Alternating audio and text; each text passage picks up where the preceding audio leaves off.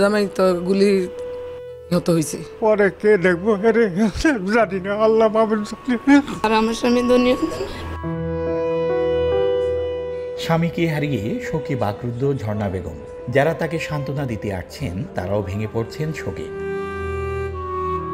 মিজানুর রহমান মিলন চাকরির কারণে বসবাস করতেন রাজধানী ঢাকার নর্দা এলাকায়। সেখানে একটি প্রসাধন সামগ্রীর বিক্রয়কর্মী ছিলেন তিনি। গত 21 জুলাই বিকেলের আসরের নামাজ পড়ে বাসায় ফিরছিলেন, পথে গুলিবিদ্ধ হয়ে মারা যান তিনি। মুঠোফোনে স্বামীর মৃত্যুর খবর যেন কিছুতেই বিশ্বাস হচ্ছিল না ঝর্ণা বেগমের। শেষ পর্যন্ত মরদেহ যখন গ্রামে পৌঁছালো ততক্ষণে বিশ্বাস করতেই হলো, একমাত্র আয়ের মানুষটিকে হারিয়ে তার চোখে ও মুখে এখন ঘোর অন্ধকার।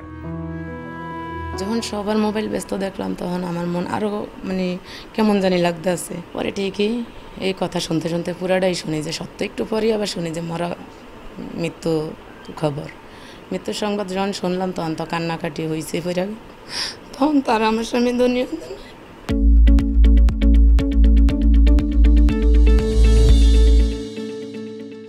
বিচার চাইলে কিছুই হবে না, বিচার করলে আমার বাবা কোনো ফিরে আসবো না। আমাদের আর্থিক অবস্থা এখন খুবই খারাপের দিকে, কারণ আমার বাবার টাকাই তো চলতো আমাদের। আর এখন আমাদের সরকারের কাছে চাওয়া যেন সরকার আমাদের দিকে একটু তাকায়, যেন আমরা আমাদের পড়ালেখাটা শেষ করে যেন ভালো কিছু একটা করতে পারি, এটাই আমাদের সরকারের কাছে একমাত্র চাওয়া। পরে কে দেখবো জানি না, আল্লাহ মাহবুব। আমি কইতাম পারি না এই ছেলেবেলের তুই আমার হয়ে গেছি এত অল্প বয়সে। ঘটনার 10 দিন কেটে গেছে। শোকে কাতর হওয়ার পর এখন চোখের পানিও শুকিয়ে গেছে। স্বামীকে হারিয়ে এক কঠিন জীবন যুদ্ধের মুখোমুখি স্ত্রী ঝর্ণা ও তার 2 সন্তান। এখন আত্মীয় স্বজনই তার একমাত্র ভরসা। কিন্তু কতক্ষণ পাশে থাকবেন তারা, এমন প্রশ্ন ঘুরছে অনেকের মাথায়। স্বজন ও এলাকাবাসীরও চাওয়া নিদারুণ আর্থিক সংকট আর মানবিক বিপর্যয়ের মুখে পড়া পরিবারটির পাশে দাঁড়াবে সরকার। আমার বোন ভগ্নিপতি ওদেরকে একটু সুদৃষ্টিতে তাকায়, ওদের লেখাপড়া।